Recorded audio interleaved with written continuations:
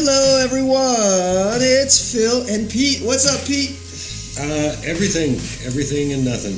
Oh my God, guys! Today we are doing an Alien podcast, the long-awaited Alien podcast. We want to thank everybody for watching the Star Wars podcast because we got a lot of views on that. So whoever you are out there that's listening, keep listening, share it, and don't forget to like and subscribe to the page to get more content. But guys, we're gonna jump right into it. Alien. Great franchise. You got any Alien stories? What the franchise means to you? Anything like that, Pete? Only that my biggest association with it is that it kind of brings me back to the early days of video cassettes, like before VHS, like Beta. You know, like Alien, the first one, was like one of the first big Hollywood movies that was available on Beta, and you could watch it in your home. It was also one of the first movies available on pay TV. And yeah, that was kind of how I saw a lot of early horror and sci-fi movies, because I wasn't old enough to see them in the theaters. My mom hated horror and sci-fi, so she wasn't going to go to see those movies.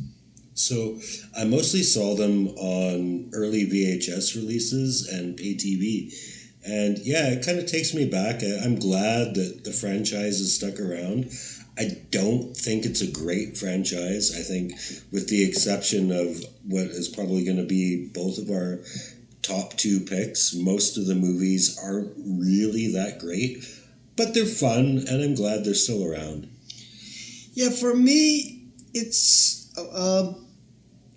I have a weird history with it because it's always been one of those movies, like I was talking to you during the Rambo ranking, which, by the way, we have a podcast up for that, and thanks everybody that watched that one. But, you know, it's those movies that are on all the time, right. And you feel like you've watched them all because you've seen so many bits of it. It's almost like a jigsaw puzzle. Like you see the end first, and then the next week you see the beginning, and then the next week you see some part of the middle. So it was maybe only about 5 years ago where I sat down and said, let me just watch these from beginning to end. And they're enjoyable. I'm with Pete. I don't think it's the greatest franchise because it's a pretty, there's not much you can do with the plot. I mean, they tried. They tried to build the mythology, but it's basically just an alien chasing a bunch of people. So it's like a slasher movie. Yeah. It just happens to have an alien. Yeah, they do try and go with this whole underlying theme of, like, the people are even worse than the aliens, the greedy capitalists. Yeah. I don't know. It feels a bit forced. It does feel forced. But at its base level, it's just, you know, it's Jason in space. Jason X. You know?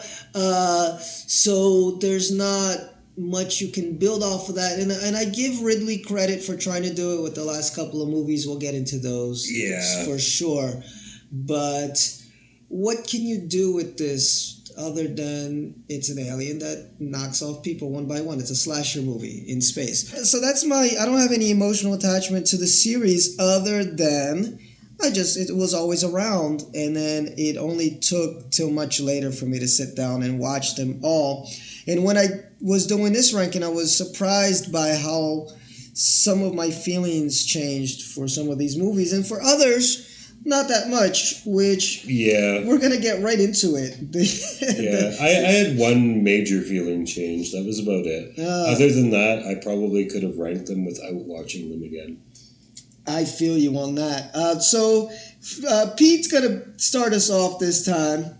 And Pete, what is your number, I guess it would be your number 8 movie on the list? Yeah, my number 8, no surprise, if this is not your number 8 and you've watched this franchise, I don't know what's wrong with you.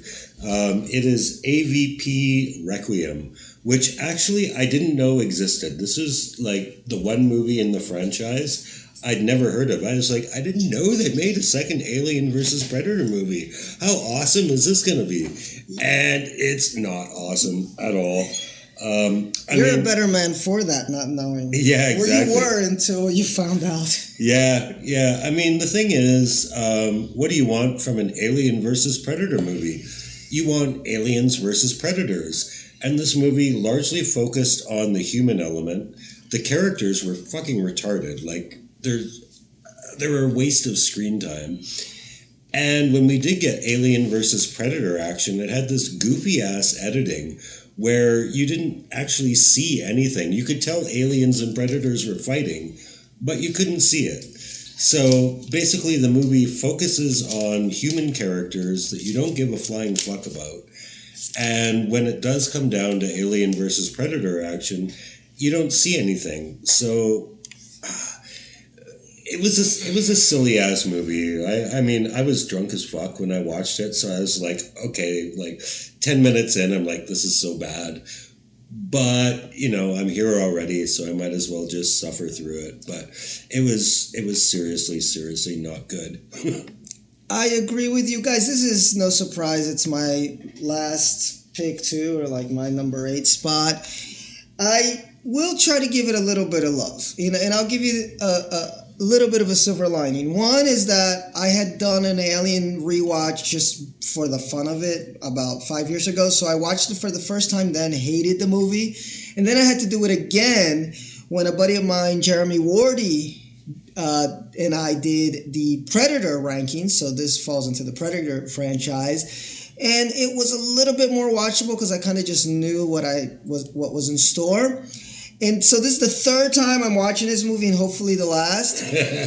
But for whatever reason, maybe it's because I've seen it twice already, it kind of went by real quick. It wasn't as painful. It's almost like when you're getting that injection in your ass after the second, third time. Doesn't hurt as much because you're like, okay, I kind of know what I am expecting, what's going to happen. So it kind of flew by. By the way, this movie was directed by the brothers Strauss, Colin and Greg Strauss. It was their directorial debut. Wow. I don't know what else they've done. It says here that they're best known for directing Alien vs. Requiem and Skyline, were both commercially successful but critical failures. Okay. That makes sense. It says here that they worked on a lot of special effects stuff, like the Nutty Professor, Volcano, the X-Files movie. That's kind of cool. So, I mean, you can't fault them for the special effects stuff, except that somebody forgot to pay the lighting director as... I don't think it was the lighting, actually. I mean, if you look at there's a movie coming up we're going to discuss that I think actually has worse lighting. It's the editing. The editing is really shit in this movie. Oh, for me, it was the lighting. I can't see anything. It's too dark. I don't mind movies that are filmed in the dark. I think all the Aliens movies are like that, though. Yeah, but they know how to film in the dark. That's what I'm saying. I don't mind movies that are filmed in the dark. I do mind movies that I can't see, right? I mean, you're going to get horror. I mean, basically all of horror is movies in the dark. Or even Batman movies. I love Batman movies. They're mostly in the dark, but they're done in a way where you can see what's happening, or there's enough play with shadow and light where you build suspense off of that. Like this movie, you literally cannot see anything that's happening. And it's a shame because it seems like they spent a lot of money on making that Predator alien hybrid, and you can barely see the thing, you know, when they have their big fight up on the rooftop. But like I said, I'm going to give a bit... I guess I gotta give it just a little bit of love. One is I still like the opening with the kid getting face hugged. I thought that was kind of cool, and I remember even the first time I watched it, I was like, "Oh, cool! They're going there, killing a little kid," which is always shocking in a horror movie. Yeah, it doesn't happen often. Yeah, so I like the beginning, and then. Movie is absolutely dark, then they go and blow the lights. Oh, okay, that was one of my notes. Yeah, so that's even worse. So the movie's already dark, and then one of the plot points is that all the lights go out in the town, so then you really can't see anything. It's like, well, so I don't know what was going on with that. And a lot of times I think movies do this because they don't have that much of a budget for special effects, so you might as well just hide everything. Right. But there's ways to do it, like in Alien, the original, where it's a lot of shadow and light and everything, but it creates suspense. It's lit in the proper way where the darkness doesn't come off as I can't see. Yeah, and one of the notes I have on this movie, actually, I don't know why I brought notes because my eyes are shit and I lost my glasses, but I can actually read this, and it says, "Where's our girl?" Because the heroine of the first Alien versus Predator movie, like, she was fucking kick-ass. And if you're going to do a sequel, like, she should be in it. That was a huge letdown because she was so fucking badass, and it would have been nice to see if there's going to be a second Alien versus Predator movie. She should have been in it. Oh, I agree. This kind of just went on a totally different direction. It had a girl as the hero too, which I think her name was Kelly, played by Reiko Allsworth. She was a soldier returning home to her family. And she was okay. I mean, she kind of got the badass feel towards the end, but it really didn't feel as believable as in that first movie. And I also put another thing, I thought another scene in this movie that's kind of cool is in the cemetery, where I think it's Kelly with her little daughter, and then there's this guy there that's being a complete jack-off. I think he's hiding, and he's making a whole bunch of noise, and then the predator blows his head off. That's a nice scene, in the cemetery scene. Aside from that, that's it. Like, yeah, there's nothing else. I mean, if you're looking for good things about this movie, it's like that the Predators kind of come off as superheroes. But I don't even know that that's a good thing. It's like they kill people for sport. Like, the fact that they're there to exterminate the aliens, that doesn't really make them good guys. Yes. No, I agree. And I know that a lot of folks that are fans of the Predator franchise don't like these movies because of that. It's because they really changed the Predator into a pseudo anti-hero. Yeah. And I think it worked for the first one. This one, not as much. Like, there wasn't that much of a threat of the Predator, and I think it takes away a little bit from his or its character. And the aliens just weren't that scary. Like, do you remember any aliens? No, they kind of got their asses kicked. No, I mean they got their asses kicked. But I'm like trying to think of a memorable alien scene in this movie. I think there's one in the pool, right, when they all go in the pool. Yeah, well, at the beginning of the movie, the aliens are pretty threatening because they're the only thing there. Mm-hmm. But as soon as the Predators show up, it's like game over. Yeah, until the big-ass Predator comes in. But anyway, guys, so if you happen to love this movie, and I know that there's always somebody out there that'll like a movie that everybody else hates, and good for you, not hating on you. Let us know why you like this movie and why we and 99% of the film-going public is wrong, and we should really love this movie. I can't think of any reason other than, it's kind of quick. It starts and then it's over, and then you're like, thank God. Yeah, it won't consume that much of your life. It will not. Well, that, like I said, that was also my number 8 pick, so we're just going to throw it back to Pete. And I think Pete and I are kind of agreeing on most of these rankings. Yeah, I think we have like one off. And that's about it. What's your next movie? My next movie is Alien 3. Woohoo! Yes. Much anticipated. Kind of unnecessary. I think a lot of people were like, why would they make an Alien 3? Aliens was perfect. But okay, we'll check it out. It's money. Exactly. It's got Sigourney Weaver. And man, it was so boring. It was so boring. And it had the worst premise. The premise of the movie itself sucks so bad that you should know in advance that the movie is not going to be good. The premise is that Ripley, after being in suspended animation for God knows how many years, again, winds up on a prison colony where they have no guns. And as it happens, she's infected with an alien, and she has like X amount of time to deal with it. And plus, apparently, an alien stowed away on the ship, and this one alien is running rampant through the colony.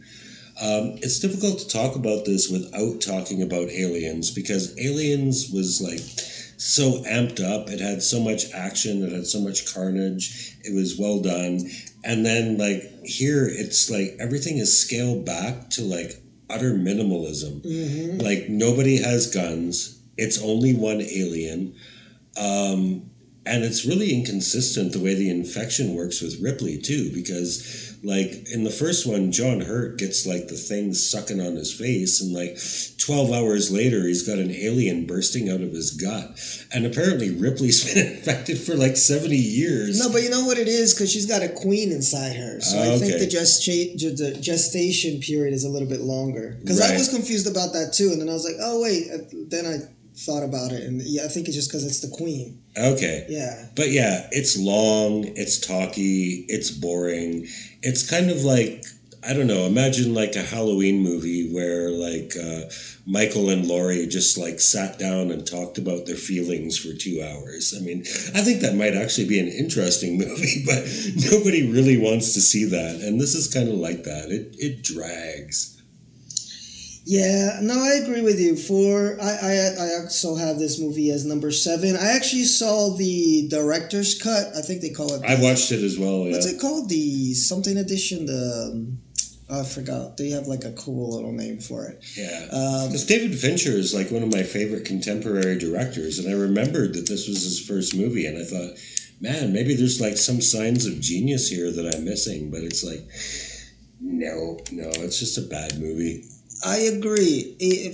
For me, I have it as my first note is just artsy shit. And I know you disagree with that. Yeah, I didn't find it artsy at all. I just found it dull. I think I found it artsy because of what you mentioned, that you have the visceral side, which is aliens, and then you have this real stripped down, let's philosophy now. Life philosophy, and then they all have this like pseudo religion, and they're all so it's like it's very talky. It's kind of has these kind of dull colors, dull. Yeah. landscapes. Speaking of poor lighting.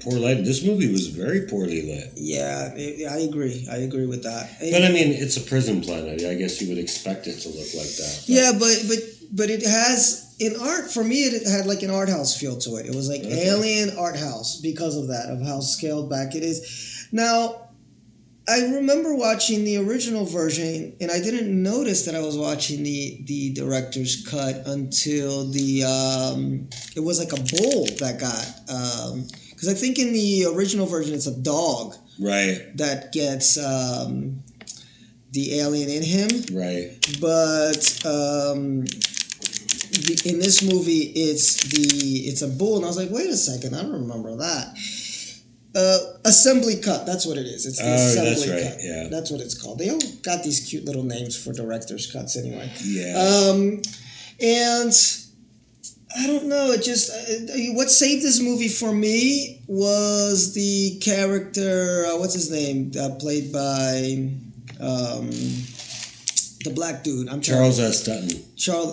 That dude's got like a mile-long criminal rap sheet. It's funny that he wound up playing a convict, because in real life, that guy was like an arch criminal before he became an actor. I know, but he saved the movie. Well, him and Sigourney Weaver, of course. I mean, even toned down, she's got screen charisma. I like that he's got that line, all the rest of you pussies can sit it out too. Me and her will do all the fighting. Like he was ready to go at it with her. Yeah. And then his speech at the end when he's kind of rounding up the troops to finally fight the alien, and he's like, we're all gonna die. The question is if this is as good a place as any to take your first steps to heaven. The only question is how you gonna do it. Are you gonna, on your feet, on your fucking knees begging? So he had a lot of good lines, One thing I really hated about this, though, is they killed Newt, man. Like, and I know, like, they couldn't have her in it because she's been in suspended animation and she would have to be the same age. Yes. And this movie came out, like, 6 years after Aliens. Mm-hmm. So it would be hard to have her in it. But, man, she was, like, such a cool character, and, like, she died for bullshit reasons. Her and the dude, the android. No, not the android. The hero, Michael Biehn. Yeah, the guy that survived. And I watched a Alien 3 making of documentary, and he was kind of upset with that, because he kind of wanted to be in that movie. He was really upset that they killed him off.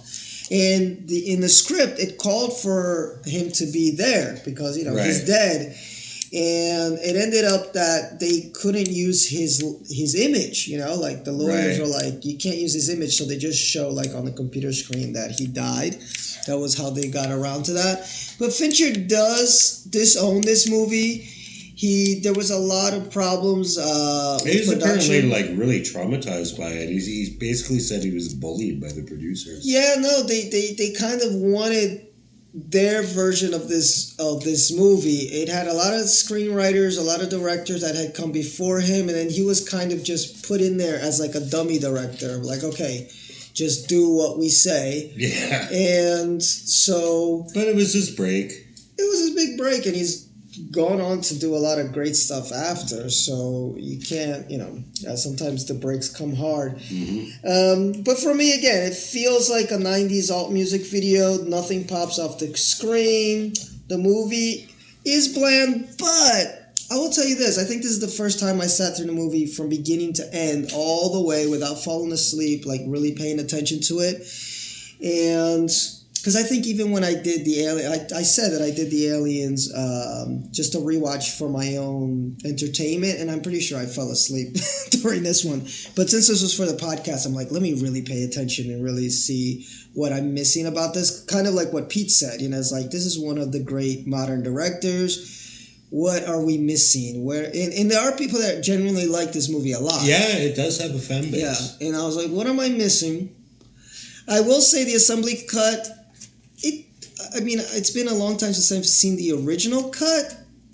I've always fallen asleep through it. I didn't fall asleep through this one. So I guess maybe it's better. Longer. It's just longer. It's longer, but I guess it would be better if I it didn't bore me completely. I just felt like, okay, it's a I don't remember Ripley having sex with Tywin Lannister in the original cut. Yes! Actually. Yeah. So that's probably the extra part. There's some extra parts. And then that whole there's a whole scene in the beginning that I thought was cool when they go out and find the ship that isn't in the original, and I like that. It was like real cool how they set that up with the just the scenery, like setting up the planet and what it looks like. Okay, yeah, there's an extended opening in this one, which I hadn't remembered for the other one. I think that's like really one of the only exterior shots in the whole movie as well. Yeah, and I think it does well because it kind of sets up the place a little bit better that we're about to go in, because we're kind of stuck in this prison with these guys. It's a very claustrophobic movie. Yeah. Even though it's a big prison, but it doesn't, everybody's just talk kind of low, echo. When they talk, their voice echoes. You feel this emptiness of this place. The birth of the beast is a little bit different. And the mysterious Golik. Oh, yeah, this scene was cut in the original because he ends up going in. Remember when they locked the alien up? Yeah. And then he goes and gets the alien out. They had cut that scene and they kept that one in, which makes more sense of why he does that. Oh, and finally, I'd forgotten this. This is the big change. And that's when I was watching it. I was like, wait, I don't remember it ending like this, because I remember in the theatrical ending, when she's falling into the fire, the alien pops out of her stomach. I don't remember that at all. Yeah, the assembly cut removes the chestburster again, though glaringly rushed fire effect in the background still remains. So the original, this is from Den of Geek. As originally planned, Ripley's fall into a furnace of molten lead was accompanied by the chestburster erupting from her torso. This was a further detail added in the extensive reshoots, which took place in Hollywood through late 91-92. The filming was so extensive that a special bald cap was created for Sigourney Weaver, since her shaved hair had long since begun to grow back. Like so many other enforced changes to the movie, the addition of the chestburster fails to add much more than a final burst of gore. If anything, it distracts from Ripley's otherwise dignified moment of self-sacrifice. So there's a big debate on, what is better, to have the chestburster come out or not.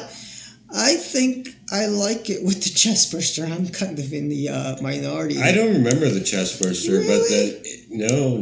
Oh. But then it totally undermines Requiem if you have that, or not Requiem.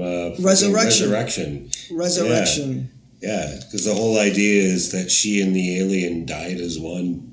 Yeah, but he doesn't come out of her completely. Like, you just see the head before she falls into the fire. So she kind of holds it. She doesn't let it escape, you know? Right. And it's kind of like a weird scene. She grabs hold of it as it's trying to come out. Aww. And they're cute, right? She's adorable. But it's a queen. That's the whole point of it. That's why. Yeah, she's big for a little one. Yeah. That's where you get that scene that everybody memes a lot with the alien kind of up across her face, and it doesn't eat her because it realizes... That was actually like the best scene in the whole movie. Yes. And it realizes that there's a queen inside. That's why it doesn't want to kill her. But anyway, guys, Alien 3, if any of you guys love this movie, tell us why in the comments. Yeah, this was a bit of an opinion change for me because I did really, really hate the movie before. And now I'm like, okay, it's not a terrible movie. It's just not one that I would have the patience to watch again. But, I sat through it and it, did what it had to do. Let's move ahead now to your number 6 pick, Pete. My number 6 pick is Prometheus. Prometheus. Yeah, and now we're getting into the point of movies that actually I didn't think were bad. Like, from here on out, they're all pretty much okay. Prometheus was okay, but it got a lot of love from critics and fans. And a lot of hate. It's a very divisive movie. Yeah, I didn't feel that. I was actually, I saw it when it first came out, and I didn't even know it was an Aliens movie. And I forgot it completely. Like, when I rewatched it for the podcast, knowing that it was an Aliens movie, it's like, I know I've seen this before, but, like, I remember none of this. And having seen it, 2 weeks ago, I still remember almost none of it. Like, it's just very forgettable. I get where they're going for what they're going for. They're trying to set up a prequel to the first Alien, bring it full circle. Yeah. How did this corporation know that these creatures existed? Where did they come from? What's their backstory? So they're kind of trying to bring the franchise full circle, but basically it boils down to an Aliens movie with no aliens. Although everyone still manages to die. That's impressive. They managed to kill everybody in an Aliens movie with no aliens. That was very creative. The characters were pretty interesting, but they were all very stereotypical. You had, Clarice Theron as the evil capitalist bitch serving the corporation. You had Idris Elba as a selfless captain who only cares about the crew. And yeah, there wasn't a lot about them to give a shit about. And as far as what is killing them off, we can figure it out, but I'm sorry, I was talking to you about this earlier, how much I hate existentialist movies. I'm not the sort of person that can get down with a Mulholland Drive type movie where it's it's up to you, the audience, to figure out. It's okay, I can figure out, but you're the fucking filmmaker. Just tell me the goddamn story. Yeah. I don't go to a movie to figure shit out. I go there to have a story told to me. And yeah, to me, I think it was very ambitious. It was Ridley Scott's return to the franchise, and he really was trying to do something different. How can we take this away from just aliens jumping out of people's bellies? How do we tell a story about this franchise and have it be new and different? And he was successful in that respect. But the thing is, what we were talking about earlier, you can't really make it new and different and have it still be aliens. Yeah, that's where this movie gets most of its hate, is because of exactly what you said. Well, and for some other reasons. I'll talk about Prometheus a little bit later because I ranked it a little bit higher than you. But it's the main reason why he kind of dropped that whole story with the founders or whatever they were called, the original creators of the alien race. I guess that's what they were building towards, right? You know, that these guys had somehow created all of this stuff. And, you know, it's a very divisive movie. There are people that absolutely love it. I'm one of those people. I absolutely love this movie, although I ranked it lower than I thought I would. I actually ranked it, you know, I had a little bit of change of mind as far as how much I loved it. But I'm on the definitely thumbs up on this movie. But I get people that definitely are on the thumbs down. I'm not on the thumbs down side. Like I said, from this point on, they're like, it's mostly thumbs up, but of the thumbs up movies, this is pretty near the bottom. Yeah, I just wish, my only wish with this movie is that they had followed through and carried the story over to what the original intent was, which is meeting up with the original alien, you know. It was ambitious. I'll give it that. Like I got what Ridley Scott was striving for. He was kind of trying to like totally bring the whole thing full circle back to before the original Alien. But you know, I wasn't that sucked into. I think largely because of the characters. I mean, really good actors, but yeah, the characters were all pretty much stereotypes. Yeah, I feel you. I'm gonna jump in and talk about Alien Covenant. That's my number 7 because they're all kind of connected, these movies. So right. Prometheus, Covenant, and I put that as number 7. But I'll tell you what, I'm gonna give a little bit of love to this movie because I remember when I first saw it, I really disliked it. Me too. And I think it has to do with our expectations. You can't deny that expectations make you feel some way about a movie. Like you're waiting for so many years to see something and then you see it and you're like, this is not what I wanted. And then sometimes it takes a couple years for that feeling to disappear and rewatch it with new eyes and then appreciate it for what it is. And I think that's what I did with Alien Covenant because I really, really loved Prometheus. I watched it in the theater and was like blown away. It's like, oh my God, I can't wait to see more of what this story is where the story is gonna go with Elizabeth Shaw and David and the engineers and all that stuff.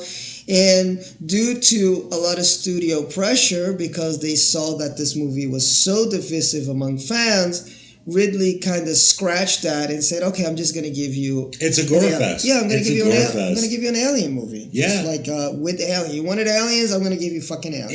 Yeah. And I actually enjoyed it the second time around. I did too, because I took it for that. I said, I'm not going to think too hard about this and just accept it for what it is, and I'm going to get me my fucking alien movie. It's also the nicest looking alien movie. The planet that it takes place on. Yes. It has a very rich palette of colors. Yeah, it's really gorgeous to look at.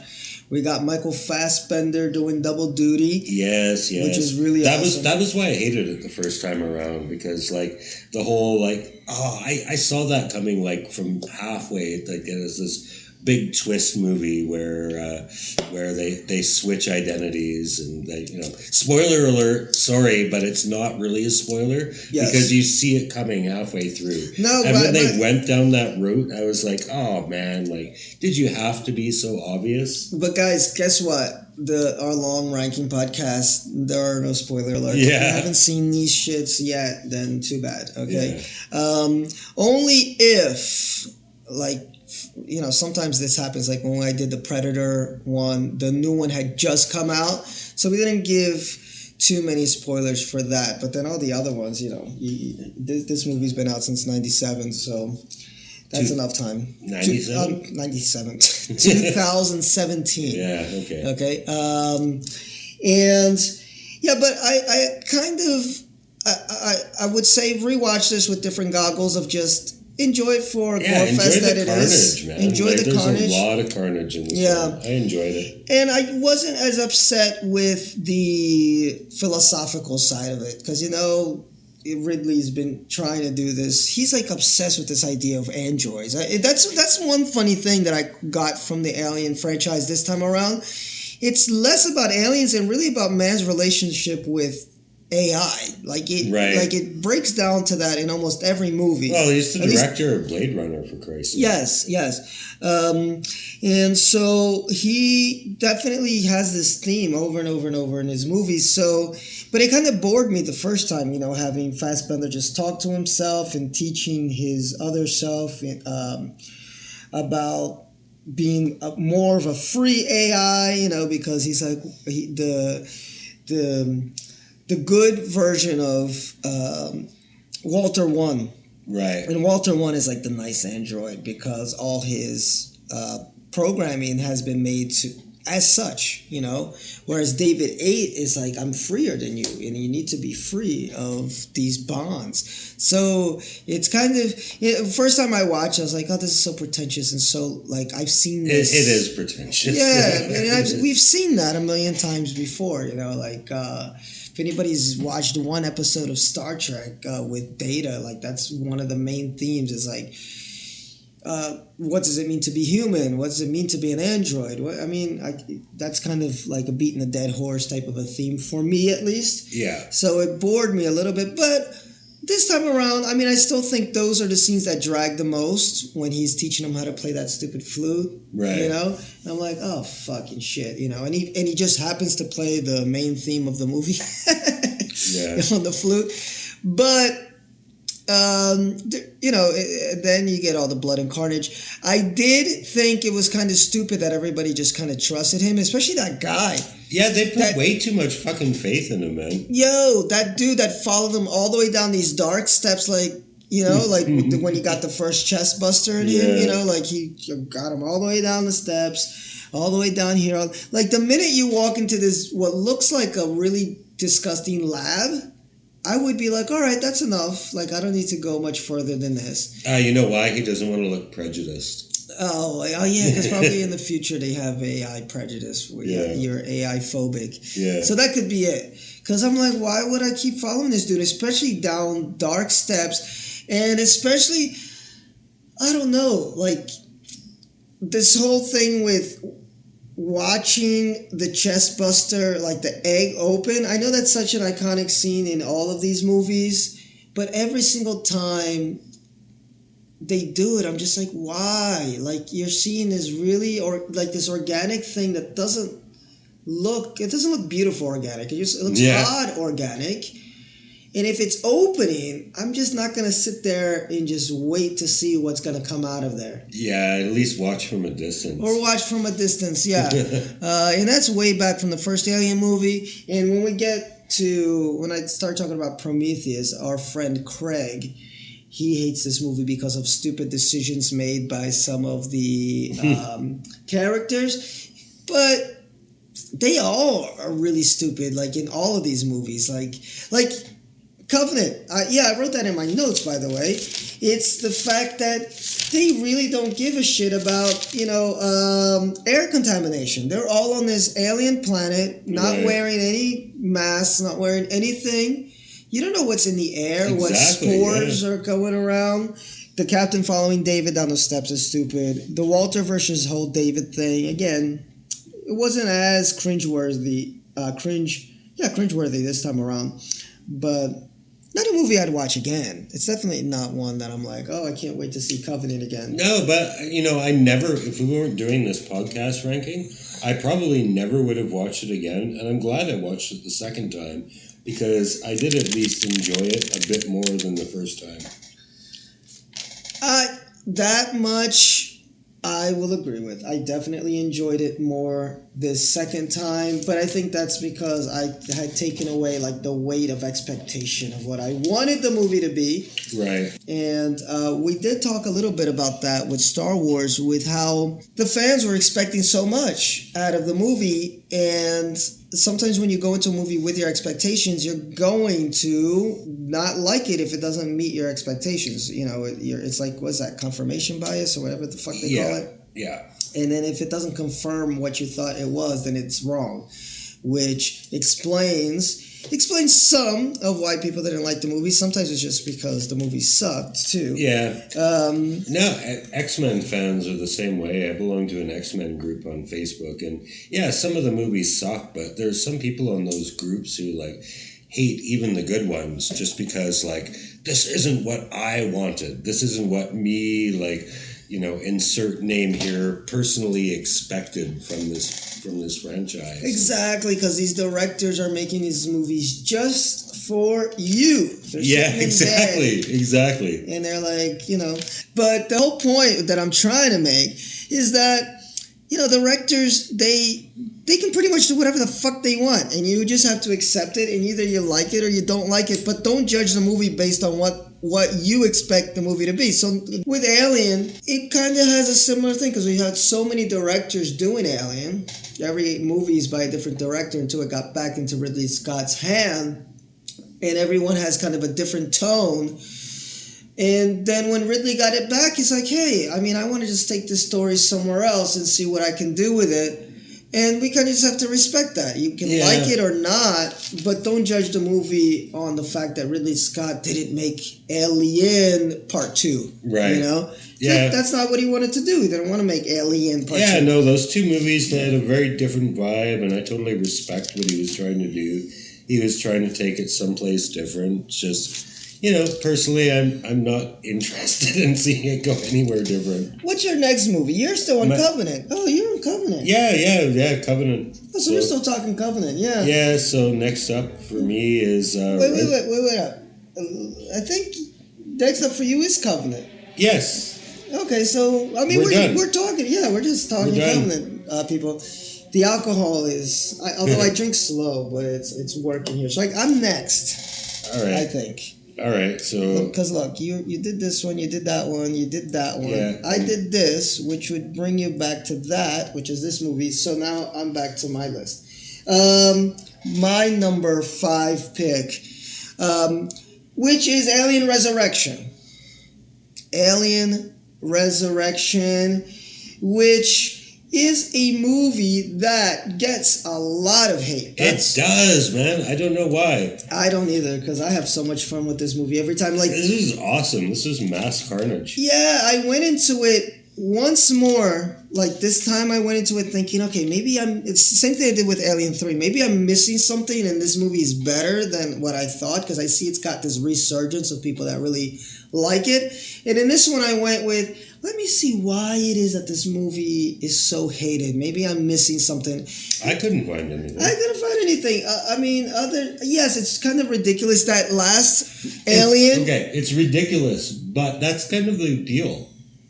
Yeah, that's kind of the charm of it. It's like, I don't need my Alien movies to be deep and philosophical. I can deal with carnage. Yes, that final Alien is horrible. There's no getting around that. That kind of hybrid, whatever the fuck it was. That's terrible.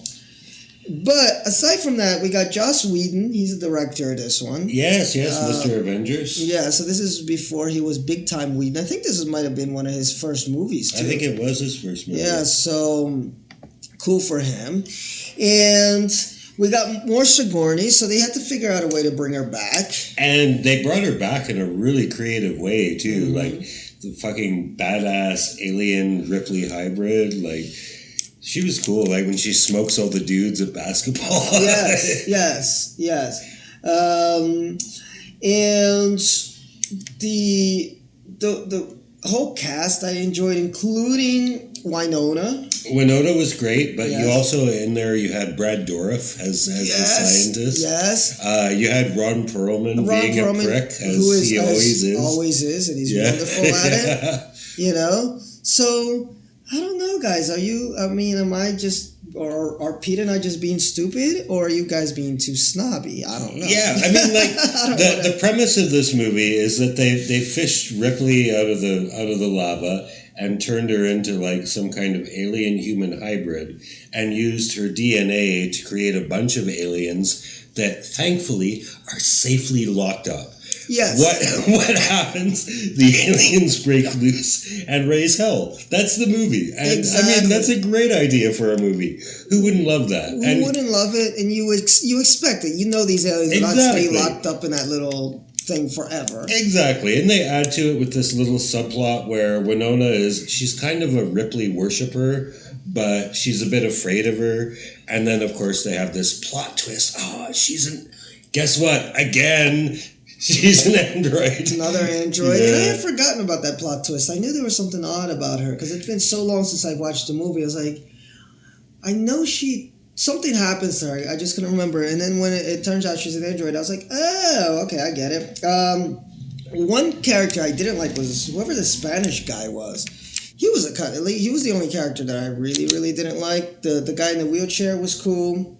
The black dude was cool, even though I don't know why he cut himself loose when he was still alive when they were trying to climb up the ladder to escape the alien. He was 100% alive, and he could have still grabbed onto the ladder to climb back up, and then he just cut himself loose to save the dude in the wheelchair. I didn't really get what that was about. And what else about this movie that I thought was nice? Oh, that scene in the water where they're like, it's almost like that movie, what's that movie with the ship that gets turned upside down? The Poseidon Adventure. The Poseidon Adventure. Remember where they have to kind of swim from one side of the dinner hall to the other? Oh, such a cool movie. But then this was kind of a little bit of a callback to that, where they had to get from one side of wherever they were to the other, and they had to swim underground. Yeah, that was a freaky ass scene, man. That was intense. Yes, and then the aliens following them. Yeah. And this is probably for me at least, one of the better looking aliens, because it was a mix of practical and CGI. It was like dark, like all the alien movies, except for, what is it, Covenant. It was still like very darkly lit, but you could still see shit. Like the darkness actually enhanced this one. Like it was cool. It was futuristic. Well, obviously it's futuristic, but in the sense of like like comic book future-ish. The one thing I really like about this movie, and one thing that makes me like really question how people can hate on this, is that, by alien movie standards, it was really light. Mm-hmm. It was like they were just having fun with it. It's like, okay, like we're going to bring Ripley back as a half alien, half Ripley chick. Yeah. And we're going to pit her against a bunch of aliens that are just going to go nuts on everything. Mm-hmm. And we're just going to have fun with it. Yeah, we're going to fill the movie with wacky characters played by good actors. And, it's not campaigning for an Oscar, it's just it's just like trying to have fun with the franchise. And he even had Ripley with a flamethrower. Yes, burning up. Yeah. That was a freaky scene, right? When she goes inside the lab and she sees all their other attempts of cloning her and bringing her back to life, and she looked all fucked up. Yeah. And there was that like, kill me, that lady that was like, her body was a version of Ripley that didn't turn out that well. So then Ripley just flame throws everything up, and and the whole thing is they're still trying to get these aliens back to Earth. As usual. I think this is the one thing that people really harp on about this movie, is that like, haven't they learned their lesson by now? And it's like, well, come on, dude. If they had learned their lesson, you wouldn't have a fucking movie. Yeah, it's 200 years later. They figured their technology is enough to keep these aliens in check as they go back to Earth. Also, I love the Queen Mom. I thought that, the aliens, Cameron's aliens, is the most iconic Queen Mom, but as far as the effects-wise and what they could do with the Queen Mom, this one was really cool. She was a really nice, the Queen Alien. She was really cool. The only shitty part, again, like, I'm with this movie like 90%. I'm there till the last 20 minutes, and you get that weird-ass alien hybrid creature. The Newborn, it's called. This thing here. Oh, yeah. Who thought that this would be a good design? It's like the worst. And then the noises that it makes are horrible. You almost think like it's going to cry when Sigourney's not giving it attention. And then they its death is kind of stupid, where they kind of blow a hole and it slowly starts sucking, gets sucked out into space. The this is horrible. I wish somebody had just not made this be the final bad. Oh my God, creature. that's hideous. Yeah, but hideous in a bad way. I Yeah. mean, we want hideous like Xenomorph hideous, which is great. So I agree with everybody that hates on this movie based on the newborn. Yes, he sucks. He's horrible. But everything before that is just a whole lot of fun, and I really like it. And one thing that I did dig about this movie is that they do make it to Earth at the end. And it's one of the first times that we get to see Earth in any of these movies. It is literally the first time. Is it the first, or probably the first and only, First right? and only. Yeah, First and only. and you see that Actually, Earth? that's not true. In Prometheus, I believe it starts on Earth. Oh, yeah, because they're But we don't actually see any exterior scenes. Yeah, so they're excavating out in the mountains. I forgot about that. But this lets us know that Earth is really fucked up. And, you know, the Eiffel Tower is all, you know, everything's kind of crumbling. And it gives a little bit more weight to the whole franchise for me, that ending scene. And it even ties into Prometheus because you realize that the engineers really thought that they made a mistake creating humanity. You know, they want to destroy humanity. They want to go back and say, yo, we fucked up with these people. So I kind of dug that. But that's about it for Alien Resurrection. I don't got much more to say about it. Guys, give this movie some love, you know, just chill. Yeah, I can definitely say that at some point in the future, I will probably watch this one again. Oh, yeah, I've seen this movie more than a few times. I really like it. It's the one that it's like I can turn my brain off but not feel like it's like I'm getting dumber if I do it, of the Alien franchise movies, you know?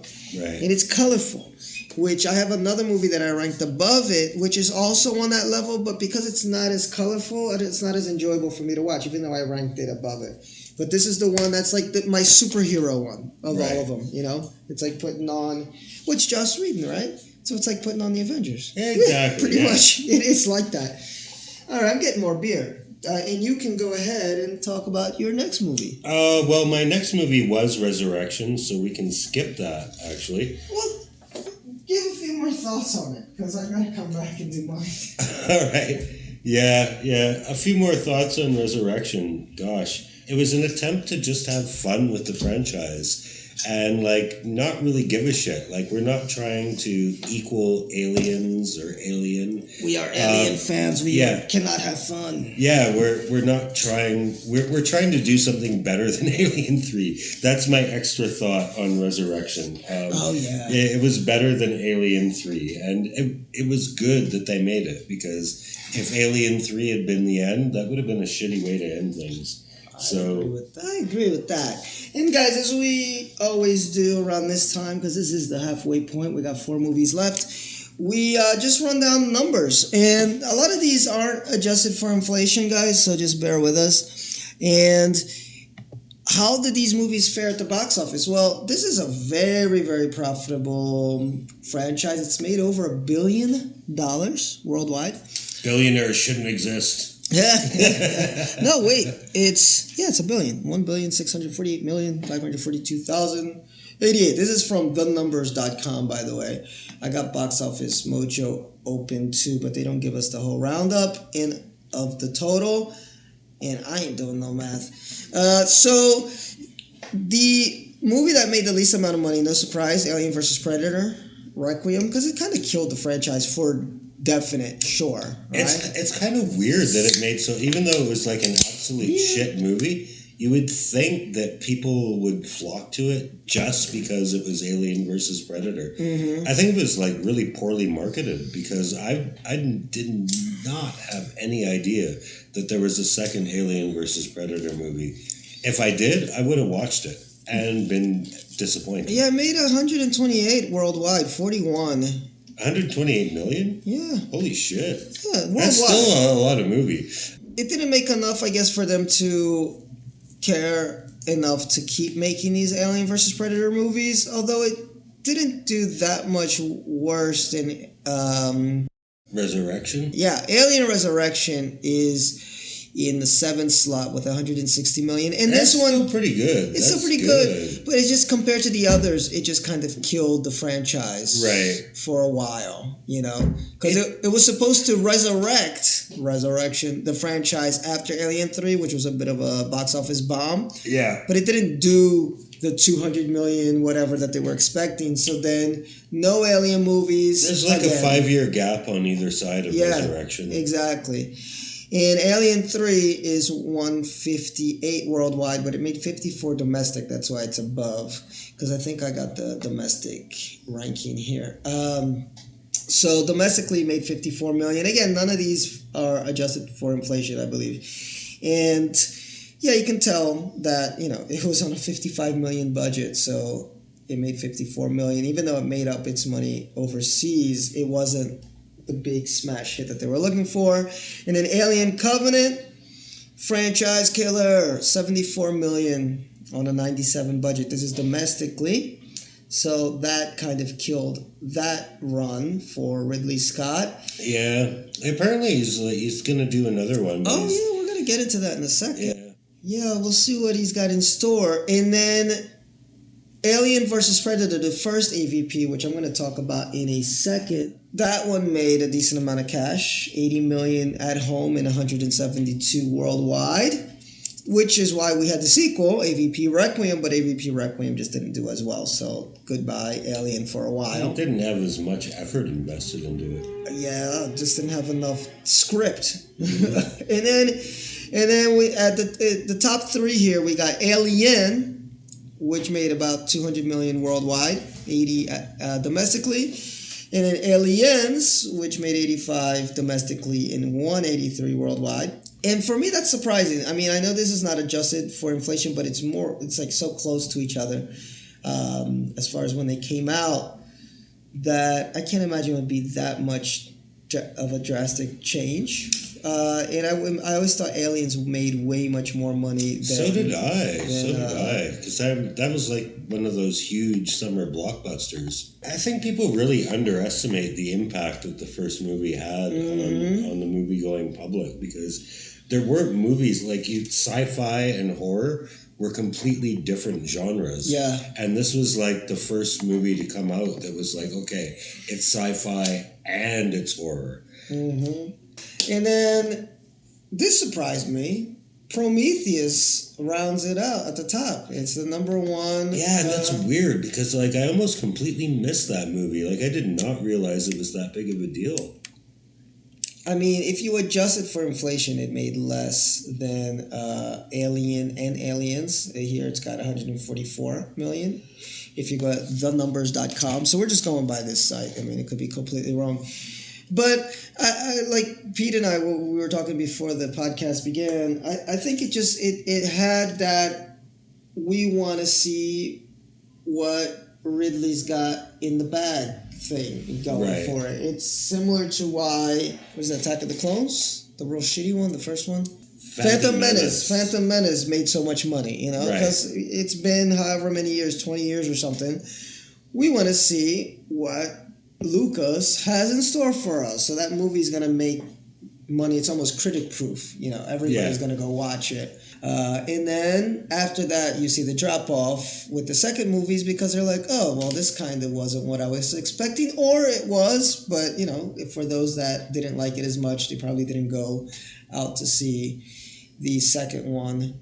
But all right, guys, let's get to the top half. Okay, so these are the movies that I really, really, really enjoy a lot, although Alien Resurrections can go in that list too. But I got as my number 4 Prometheus, and Pete talked a lot about it, so I'm not going to spend too much time on it.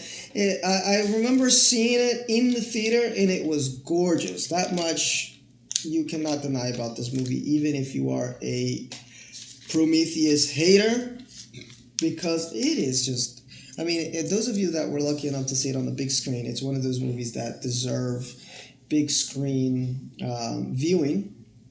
Love Charlize, love the actors, but like Pete said, it's basically the stereotypical, you know, you got the lovable captain and the kind of goofy scientist that doesn't know. The evil capitalist corporation. The evil capitalist corporation.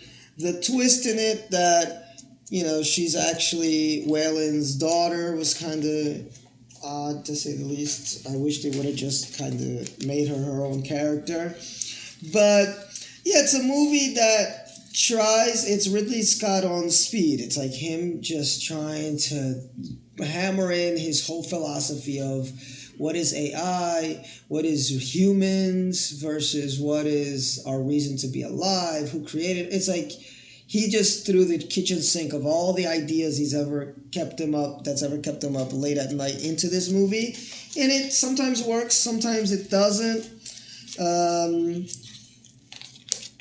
For what it's worth, just because of the visuals and everything, I just ride with it. I enjoy it.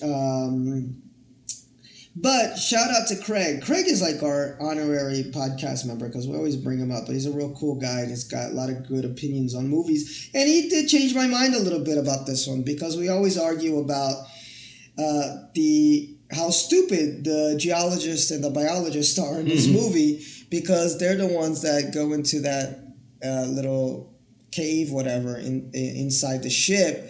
And when the snake pops its head up, the guy's like, "Here, cutie pie," like he wants to pet this alien snake. Yeah, that was a bit difficult to swallow. Yes, and it's like you could almost swallow it if it were the other characters, but I don't even think any other character would be dumb enough to do that. But he's a fucking biologist. Like, you should know, like, I shouldn't be touching alien creatures, especially not snake-like creatures. Yeah. Yeah. The fact that it's snake-like is irrelevant. It's like a fucking foreign life form. Like, no, man, but a snake even more. I'm scared of human, not human snakes. Earth snakes. I'm scared of earth snakes. Yeah. No, I sure as fuck don't want to deal with, and we live right by an institute that has a bunch of snakes. I do go there. Oh, fuck, dude. I lived in Thailand for a year. I used to see cobras in the street, so... Yeah, I know to stay the fuck away from it. But yes, Craig, you're right. But, because I have my endless debate with Craig, I was watching, again, the making of documentaries and a lot of cut scenes. And there was a scene that explains a little bit of why they did that they cut out of the movie. Because they're supposed to be like one-upping each other, because they started out kind of rocky. They are having kind of a pissing contest. They are. The movie. Exactly. And there's a scene before that where it kind of goes deeper into this pissing contest to the point where it's still stupid, but it kind of fits a little bit better into why he would want to show that he's a badass, because the guy thought he was a pussy the whole time. Right. Of saying, "Oh no, you're scared of this alien. It's just a snake. It's just a cute little snake." So he's just kind of playing with it. Doesn't completely excuse it, but I have to win my argument with Craig. So, although I was wondering how they got lost. Because I thought they had the little GPS thing on their wrist, but whatever. That scene where she's having an alien abortion, that's still one of my favorite scenes of all time. It still does it for me. I remember seeing it in the theater and cringing and squirming the whole time. When she's trying to get that she's using that kind of med bay to get that alien out of her. I was like, oh my God. Should have used protection. Yes. This movie does gets less confusing with more viewings. I know some people get confused with it as far as what is David's, why is he acting so weird? Why does he poison Shaw's boyfriend that was played by, who was that guy? Pierce? Who's the boyfriend in that movie? In this movie? Let me go here on the cast list. Because we got Fassbender's David, of course, Charlize Theron, which is wonderful. Yeah, Guy Pearce. He's Peter Whalen. Guy Pearce is Peter Whalen. And he was great, actually. We'll get into that. We'll get into that in a second. Finally, we meet the man behind the Whalen Corporation. I'm talking about Logan Marshall Green as Charlie Holloway. He's the one that gets... He drinks with David, and he's the first one to get infected. Right. Remember? And I never got, when I first saw it, I didn't catch why David was doing that. Like, why does he want to infect him? And then we get to the heart of the matter, which goes all the way back to the first Alien movie. They're willing to do whatever it takes to get this alien creature back, or get something that can help them create an alien type creature back to Earth. For whatever reason, we saw Earth is a mess, but you know, for military reasons. So that's the reason for that. That's why David in this movie, he's kind of like a Hal type creature, you know, type of a character where he plays it really well, though. He's great. I think this is the first. I'm pretty sure this is the first movie that I saw him in. Like, I didn't know who he was before this. Because this came out before the X-Men movie. No, right? this was 2012. First Class was 2011. Oh, okay. Oh, yeah, 2012. Okay. Yeah, but I thought he was much better in the second. I didn't like First Class that much. I liked the other one, the Days of Future Past. Yeah, that's when I really liked him as Magneto. The first one, I was like, yeah, you know, he didn't stand out to me. And I think this is the first movie I was like, wow, who the fuck is this dude? Because he's a great actor. Yeah, and he played it perfectly. And even I have like... there's the scene between him and Charlize where she's really angry about, like, she wants to get information. She wants to find out what they're doing. And he has this voice change where he tells her, try harder. You know, it's like you get to see, wait, everything's not A-okay with this AI. Yeah. You know? And he does it so subtle, but so great. And Charlize is wonderful. Oh, another thing in this movie that everybody rags on, and they're correct. Why don't they just run sideways when that fucking ship is rolling and rolling and rolling and rolling? I thought I had this memory of like an explanation as to why it's actually not that good of an idea of trying to run sideways. But I couldn't find it. I couldn't find an explanation video, so I'm going with the majority here and saying that it was absolute stupidity. If something's rolling in a straight line towards you, to keep running in a straight line, hoping to outrun it. Well, you've outrun bullets that way, haven't you? No, I zigzagged to outrun Yeah, them. exactly. But you didn't move in a straight line. Yes, I definitely wasn't going in a straight line. I mean, the bit players are stereotypes. But the main characters I really dig, which is Charlize and David Fassbender as David. Michael Fassbender as David. Yeah. And Noomi Rapace as Elizabeth Shaw. Like, those three make this movie interesting. And Guy Pearce, that's another thing I wanted to bring up. Yes, we finally meet the head of the Wyland Corporation because it's referenced throughout the whole franchise. And this is the first time we meet the man behind the whole thing.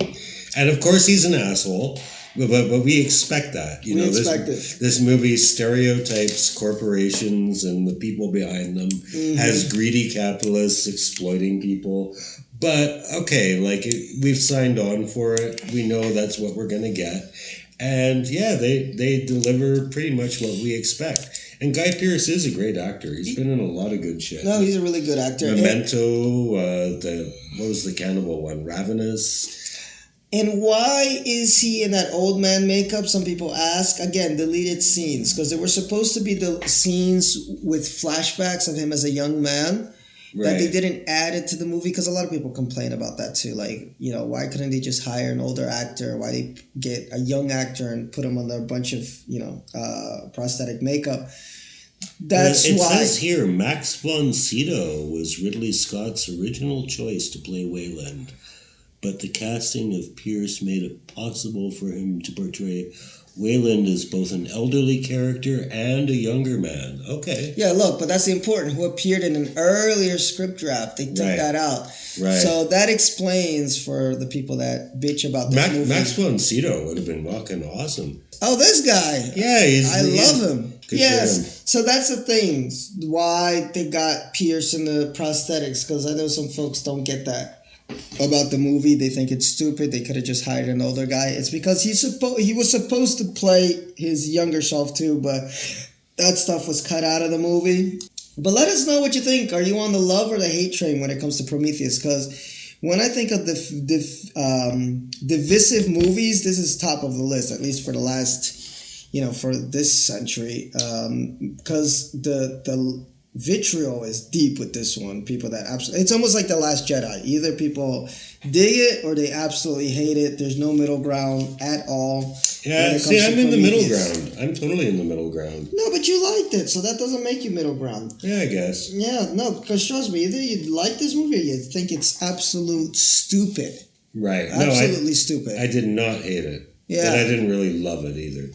I loved it for a long time, but I will say that after watching it this time, it went down a notch because I did notice some of those things that were like, yeah, that is kind of stupid that they would do that. That is kind of stupid. But I love the visuals. I love doesn't have that much gore in it, but when it does... It doesn't have a lot of gore, but it has a lot of death. Like, everyone dies. Everybody dies. And when we do finally get to see the alien, or well, it's not really like the xenomorph, but when we get to see creature action, it's pretty fucked up. You know, like that's even that little snake going into the dude and goes into his mouth. Like first it breaks his arm, then it goes inside his mouth. Like it's all very disgusting stuff. And then when that thing that Shaw took out of her belly gets big. Yeah. And it's inside that ship and the engineer is going in there and I don't know. There's a whole lot to break down. There's a lot of good videos too on the internet breaking this movie down. So check those out. But let's move ahead. What's your number 4 pick? My number 4 was Resurrection. Yeah, you did 4 already. Yeah. You're on your number 3. Yeah. My number 3 is Alien versus Predator. Ding, ding, ding. Another movie that gets a lot of hate for reasons that I can't even begin to understand. Like, what more could you want? The title says it all. It's like Freddy versus Jason. A lot of people hated that too. It's like, really? I love that movie. Yeah, exactly. It's like, okay, what do you want? You want Freddy versus Jason. They deliver it. Awesome. And it helps that they surrounded it with a good story. I'm not going to go too off topic here because it's Alien versus Predator. But what do you want? You want Alien versus Predator. And they came up with this cool story where the Predators had apparently they're predators. That's their thing. They hunt things for sport, and they bred the aliens as worthy opponents, basically. And it's also set in modern times too. It's like the only one of these movies, except for actually Requiem. Requiem is set in modern times as well. But yeah, it's set in contemporary times, and it's predators hunting aliens. And there's so many amazing scenes of predators and aliens fighting each other, which is exactly what you want. And it's exactly where Requiem went wrong. Like, you didn't get these cool scenes because, the aliens get their moments in this one. There's some scenes where the aliens are like, gotcha, motherfucker. The predators win in the end. They're kind of portrayed as the good guys in this conflict. But the overall concept, it was executed very well because it's basically an idea. Like, someone in the studio is like, let's make a can't miss franchise combination, Alien versus Predators. And it's like, we don't even need a script. We can just throw aliens and predators in there and make it up. But they actually put some effort into it. Like, it felt like a real movie. It didn't feel like they were just trying to sell you on this concept. And I would be remiss in not mentioning that in the absence of Ripley, we had an amazing lead character who is Alexa. She's very fragile at the beginning.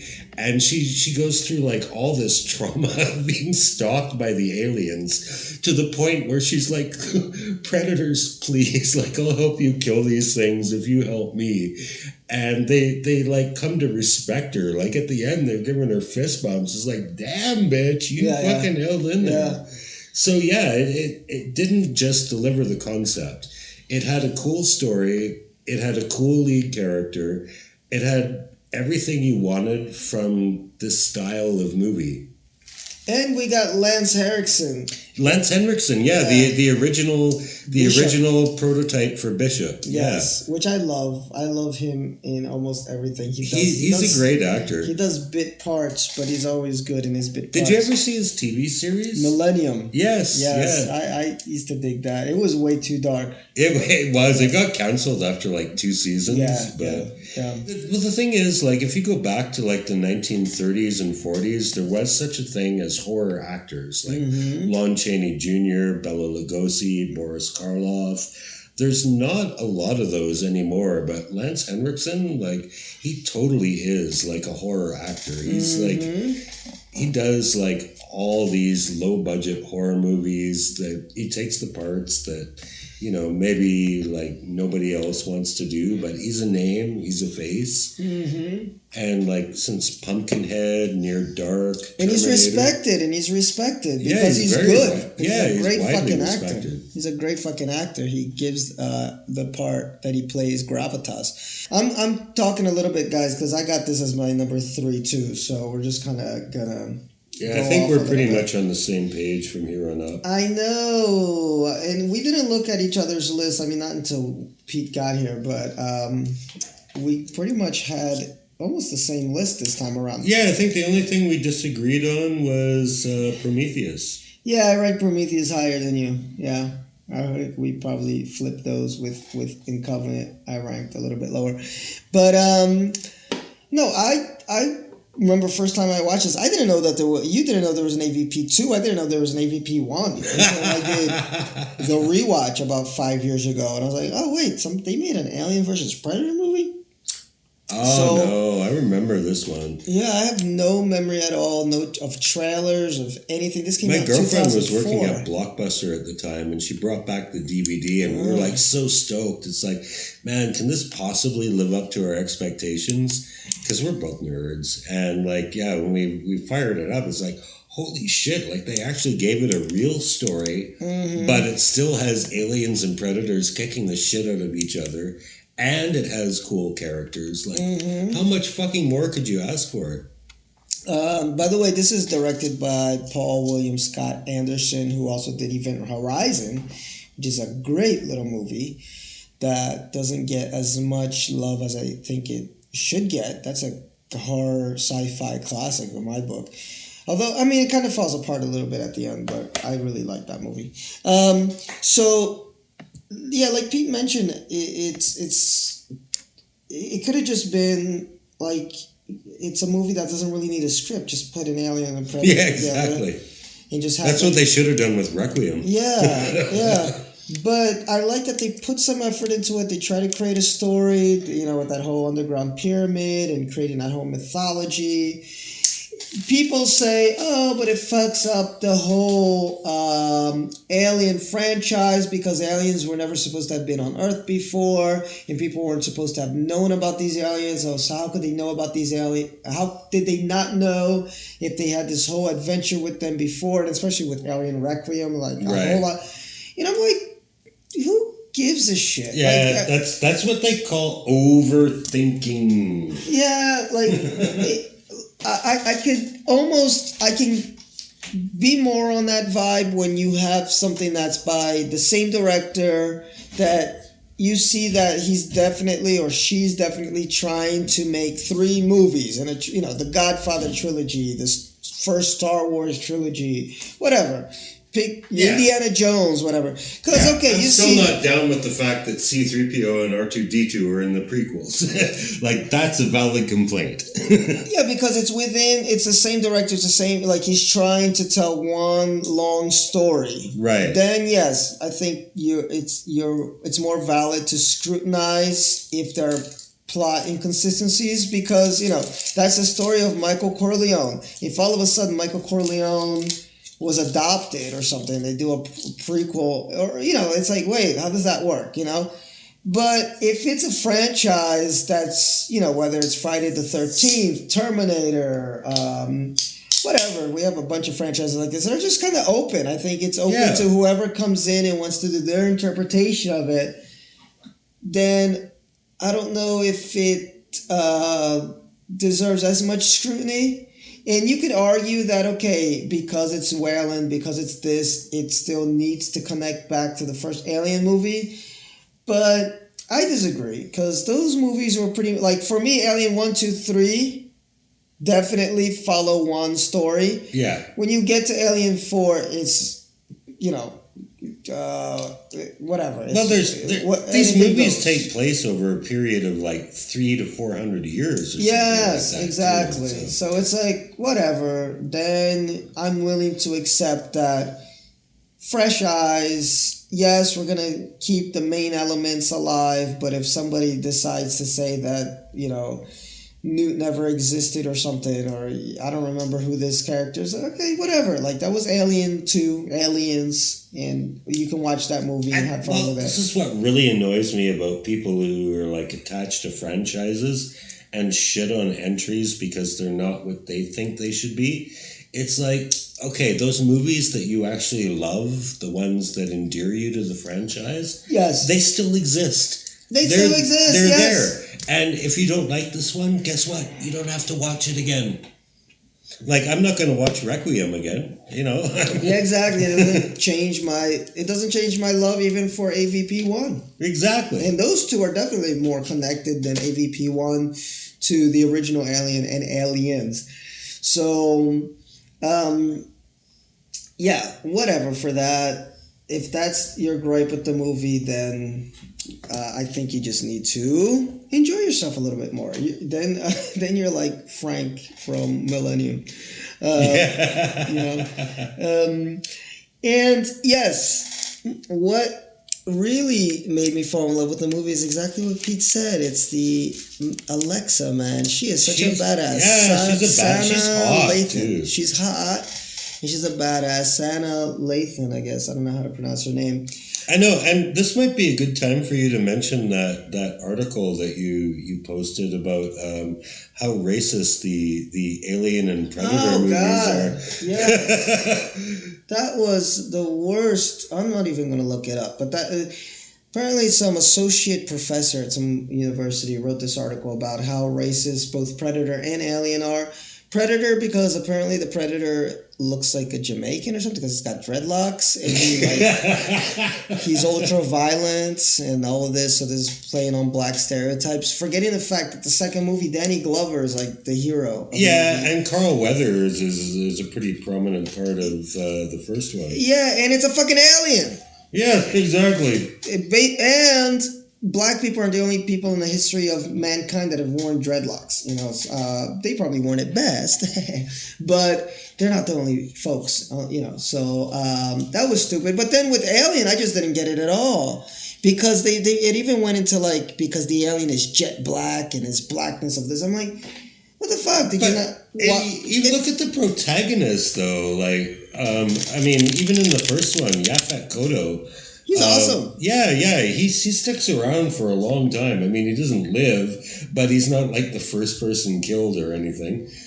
That honor falls to John Hurt. And then we have this girl in Alien versus Predator, and there's at least we have Charles S. Dutton in Alien 3 being like the leader of men. Shitty movie, but it does actually place a black character in a prominent position. So, yeah, I don't really see the racism. It says here, Ridley Scott's Alien franchise, with its vicious and endlessly breeding carbon black alien mother, came at the height of neoliberal experiment in the U.S., especially in all-out assault on black people. Oh, I love that. In the context of anti-black culture, the film signifies the black woman as an unlikable and ceaselessly breeding alien who threatened the body politic.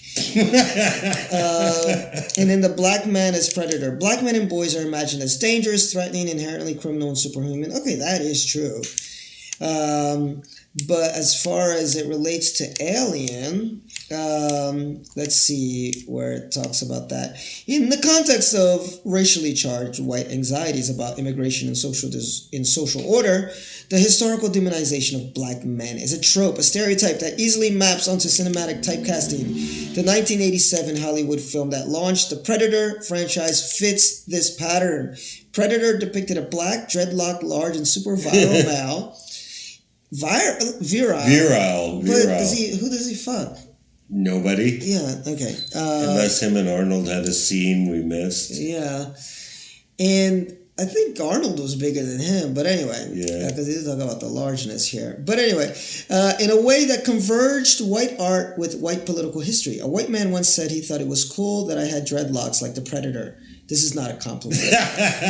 So obviously this is just something he's taking personally. Exactly. Black men are imagined as predators who must be controlled, if not eliminated, with extreme prejudice. But but guys, it's a fucking alien. Yeah. That's the only argument I would have. It's like, if I get it, and he's know not what? Black, he's gray. Look, and I get it because I did watch a great documentary called Horror Noir with a friend of mine about the history of blacks in horror movies, and they do make this great point about science fiction movies of the 1950s where it was all white, and they played off the fear of blacks by making the monsters a lot of times have black features and have big lips, wide noses. You can even go into like the creature of the Blue Lagoon. If you Black put it, Lagoon. Is it Blue black? Lagoon was porn. Oh, that's the porn movie. Yeah.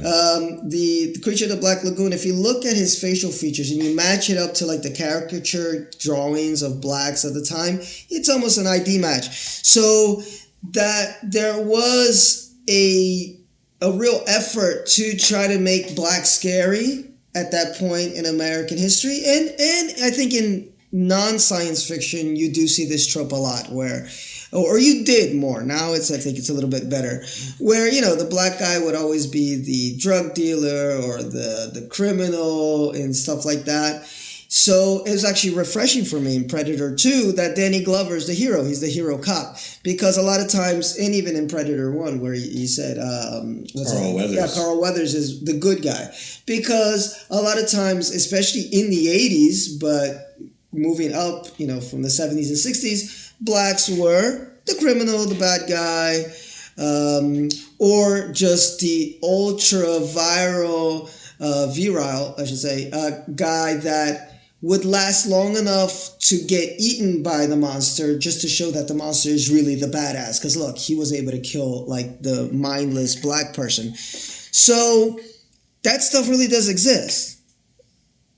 But not in this franchise. Like this franchise, like the alien is it's an insect, Yeah. It's an ant, basically. Like it's got the queen ant that's breeding. And these other ants, for me, what the imagery I get with Alien is ant. And Predator, what the fuck? He's got dreadlocks, and all of a sudden he's like, this is anti-black because he's got dreadlocks? Come on, guys. Yeah, and I think the thing in Alien, too, is I don't think that, like, there was a conscious effort to elevate black people in the films. It was just that, they picked, like, the best actors for the job who were available. Like, I think when the script was written, they did not imagine this character as a black woman. They just said, okay, like, this is the character, and they saw her, and they were like, yeah, man, she'd be fucking perfect. I agree with you. But in the meantime, Pete, more white people need to critically examine their whiteness, so watch yourself. All right. Because Pete's sitting right next to me. I got to be careful with this motherfucker. I know. So, I need to check my privilege. Check your privilege and check your whiteness more than anything. But I totally disagree with this, clearly. And although I'll give this whoever wrote this bullshit mini credit, because this was actually something that existed at one point in cinema as a whole. It can still sneak in, but I don't think it does in these movies at all. And this gets back to why did we bring this up? Because Alexa, man, she's awesome. One of the best black female badass female characters ever. I know. And we talk a lot about female heroes in our podcast that we do because we love them, guys. And one thing that I think Pete and I agree on is that we love when a female is a badass, but she's still a female, because a lot of times male writers don't know how to write women. Yeah. And so in order for them to make a woman a badass, she's just a man, but with boobs. Yeah. You know? And that's not how I see a cool, badass woman. It's like she's a mom, like Sarah Connor. You know, she has motherly qualities like a Ripley, or she's just this nice girl like Alexa. She wasn't going in there thinking, okay, I'm gonna be the baddest badass. Well, the thing ever. with Alexa is that she's not equipped for this at all. She isn't. She was scared shitless. Yeah, and yeah. then she realized, if I'm gonna survive, I'm gonna have to team up with this creature. Yeah, exactly. You know? Like she's smart. Like she realizes she can't handle this shit. Yes. And she's like, predators, like, look, you hate these guys. They're trying to kill me. Like, how about we work together? Exactly. She uses her brain, and I love it. I love it, because had this not been written correctly, she would have just been written as one of the male characters, but with tits and a nice, beautiful butt. Yes, she does have a nice butt. But no, instead she's scared shitless, which is wonderful. I mean, and that's not to say men can't be scared shitless too. Sometimes they are. Oh, fucking aliens. Bill Paxton is the biggest fucking pussy. Yes, I love it. Yes. You're gonna kill us, man. Yeah, I love it. But so for me, perfect. She's one of my top, my top 5 or top 10 favorite female she makes badasses. the movie. She makes the movie. Definitely. So I don't get the hate, guys. And the fight scenes I thought were great in the movie. Yeah. And the aliens actually get their moments. Like, that was one thing that sucked about Requiem. It was mostly predators slaughtering aliens. In this one, the aliens actually got them good a couple times. Yes, and they look good too, because it was a mix of practical and awesome CGI. kill scenes, yeah. And the Queen Mom in this one is the best of them all. Like the practical and CGI effects that they had of her, like chasing them, going up into the snow, the last fight that they had, because it's such a clunky looking creature. It's difficult to manipulate. She's loaded. Yeah, it's difficult to manipulate. Like, I love the end of Aliens, who doesn't? But it's still, I mean, you can tell she doesn't have as much mobility as probably you'd want her to have. Yeah, well, she's full of eggs and shit. No, I'm just saying, like, practical mobility, right? Because she's such a huge puppet. In order to move her and have her do a lot of cool action stuff.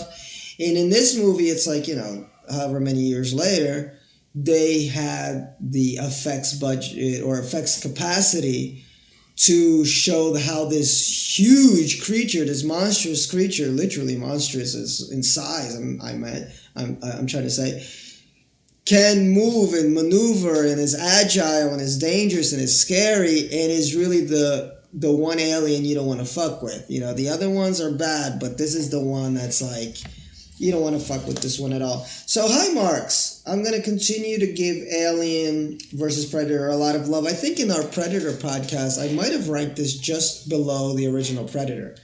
Because I really, really, really, really dig this one. But go ahead, Pete. What's your number 2, which I believe is my number 2 also? Yeah. It is the one, the only, the original Ridley Scott classic Alien. In space, nobody can hear you scream. That was the tagline. And when I was a kid back in the day, this was the only one, man. But it was a huge deal because, like I said before, it was the first time people really tried to combine horror and sci-fi into one genre. And it was a very simple concept. The idea this monster is loose on a spaceship, picking people off one by one. But we'd never seen this before, and you cannot underestimate how iconic that scene with John Hurt was. I mean, for me, it was spoiled already. Like, everyone had told me about it. I was like 7, I think, when that movie came out, and I didn't see it until I was about 9. So I already knew it was coming. But if you didn't, that must have been such a fucking shock. And I think it was a shock for the actors, I heard. Yeah. He didn't let them know exactly what was going to happen. I think that's a slight problem with this franchise is that one moment they've been trying to duplicate that factor ever since. And because we've already seen it before, it just doesn't have the same impact. But that one first time, the only time it's ever been anywhere near as good is in Spaceballs. Yeah, yes. Hello, my baby. Hello, my love. Yes. Yeah, that's the only time it's ever been that good. It does actually have a lot of relevance now. I was watching this, and unfortunately, like a lot of the Corona shamers are using this. But Ripley's the smart one. After they get exposed to the aliens, she's like, "You're not coming back in this fucking ship. Yeah. You're gonna contaminate everyone." Yeah. And the captain pulls rank, and he's like, "Man, you gotta let us in. He's gonna die." Which he does, but so does everyone else, except for Ripley. And Ripley gets smacked in that. Yeah, no, the chick slaps her. Veronica Cartwright. Yeah, she slaps her. But it does have an amazing cast. Amazing. That's what makes this movie. Yeah. You got Tom Skerritt is actually billed top. He's billed ahead of Sigourney Weaver. Yeah. He's the captain. You got Yaphet Kotto in there. John Hurt, amazing actor. Forever remembered for having an alien burst out of his chest. Yes. You got Ian Holm as the android. Veronica Cartwright's in there as well. Yeah, who's just like, she's having you wanted her to die. I know, she's having a breakdown from moment one of this movie. And you're like, oh, let this bitch die. Yeah, and the set design in this movie is amazing. Like, all the alien movies are dark, but like this ship, like you really got a sense of it. And let's give a little bit of credit to Bolaji Badejo, who was the alien. It was this Nigerian guy. He was a 26-year-old design student who was discovered in a bar by a member of the casting team. So he's the guy that he's 6 feet 10 inches. He's actually inside the costume. Oh, really? Wow. Yeah. That thing grew fast, too. Yes. Very fast. But I'm sorry, I cut you off. Go ahead. No. That's about it. Great cast, great set design. It built tension. It had very nice pacing. Like, it starts, they're waking. It's almost like the beginning of Planet of the Apes, like they're waking up in suspended animation. They get this distress signal. They go and they get jumped by the aliens, but they think it's no big deal. Turns out it is a big deal, and it picks them off one at a time. And at the end, you're just kind of like, wow, that was fucking intense, man. Like, exactly. Yeah, when I watch these movies, I try my best to imagine what it would have felt like to see this for the first time way back in, was it 79? 79, yeah. And, I mean, because we've just been so blessed with so many other great movies that have come since that it's just impossible to put. I mean, I try, but I can't really imagine. And I think that's the only thing that hurts the movie. I try to watch it a couple times with my little cousin, and it's just, there's so much that's happened since that's been influenced by it that I don't think he's able to put himself in that mindset of like, oh, imagine what this would be like if you watched it for the first time, because he's watching like Stranger Things or whatever. Right. So it's tough. I think that's the only reason, because I ranked this number 2. When I did my rewatch a couple years ago, I actually ranked it above Aliens. But then this time around, I thought Aliens just kind of held up a little bit better, just on that level of like, this definitely feels like 1979. Oh my God. This would have just scared and shocked the hell out of... It was a big deal, man. I can imagine, yeah. I mean, there was nothing like it. I did, because I had just watched 2001 a couple weeks before I saw this movie. And that was my first time watch of 2001. And I noticed a lot of Kubrick influence. Obviously, he's influenced everything, but very clear, like with the space shots showing the spaceship, like it had a little bit of a space opera feel to it in parts where they were like in love with showing the outside of the ship. Not to the point of Star Trek the Motion Picture. Okay, it was like 10-second shots, not 5 minutes. Happy anniversary, by the way. Yes. You're right. Not 5-minute shots of like the starship, but it was kind of cool. Another thing that I thought was, just these are just some thoughts as I was watching it, was one is how miserable all of these people are. Well, you have to be to sign up for that type of work. You have to have nothing to live for. Yeah, but you know what? The reason I said that is because at least up to that point, when I watch older shows, including Star Trek, is that, yes, you had the bad guy, you had the good guys, but for the most part, people they seemed like they were having fun out in space. It was a space adventure, right? And space seemed like, okay, you can still have bad people in the future, but it seemed like it was generally a better time than now. And this movie just makes you really not want to live in the future. It's like, the future fucking sucks, And you're a bunch and the worst thing is they don't even seem to like each other. Yeah, they don't like each other.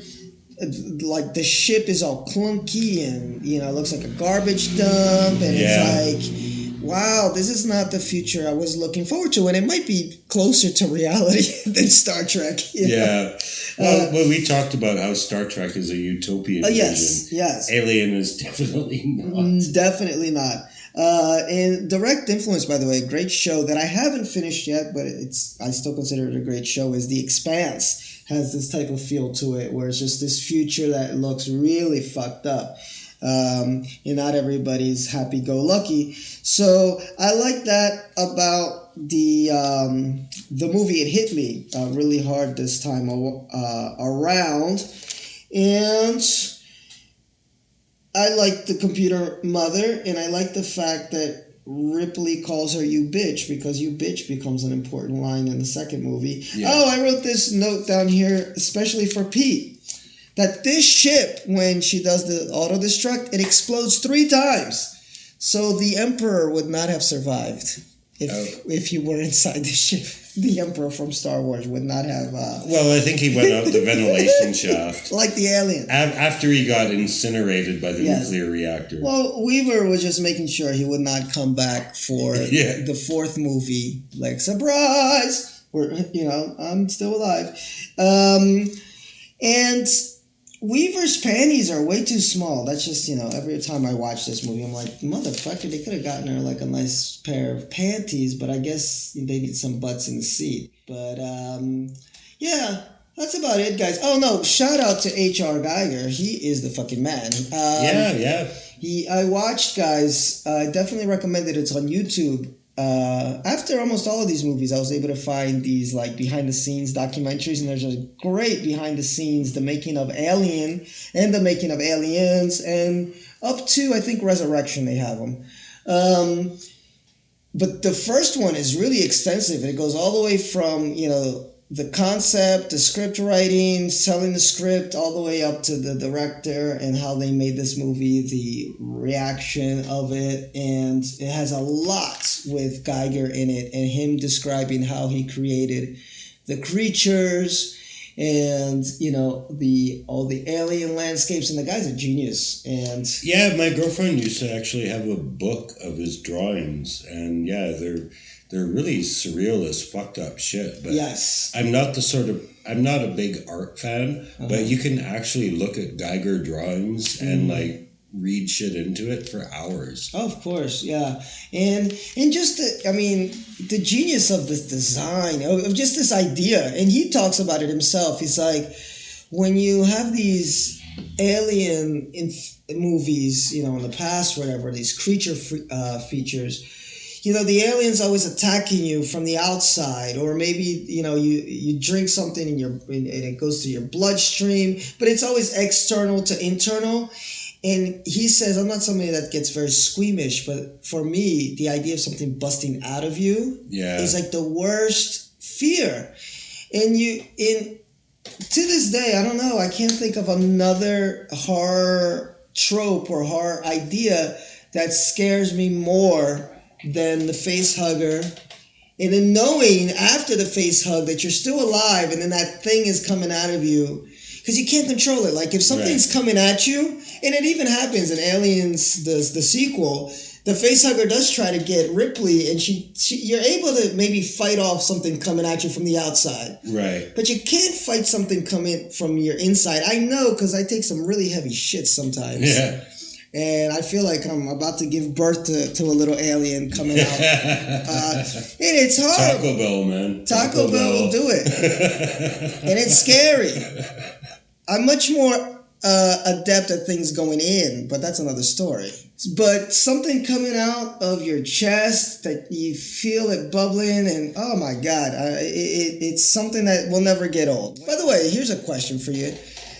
Of the whole alien process, which one is the scariest for you or the most cringy? Is it the face hugger or the actual xenomorph?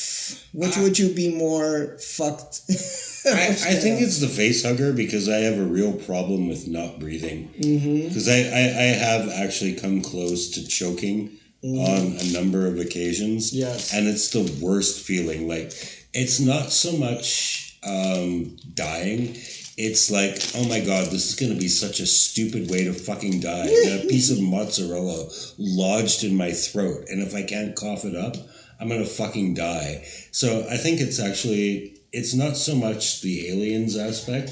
It's just like I have a real issue with not being able to breathe.